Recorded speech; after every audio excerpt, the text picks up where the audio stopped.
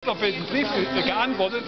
Also die Leute, die sowas herstellen und verkaufen, die müssten alle eingesperrt werden. Die müssten öffentlich am Pranger gestellt werden. Es hat natürlich mitnichten diese Lieferung gegeben. Aber das vielleicht nur als Ergänzung.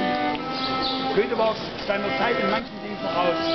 Er hat zum Beispiel für seine Enkelsöhne 1826 eine Eisenbahn geschenkt.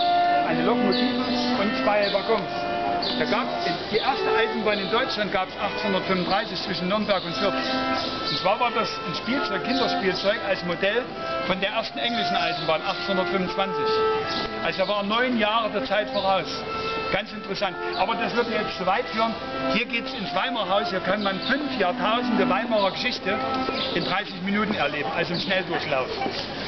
Das machen wir jetzt nicht. Hier drinnen ist die Zahlstelle, da muss man also Wegezoll bezahlen. Genau, da, wenn Sie hier durchgehen, rechts.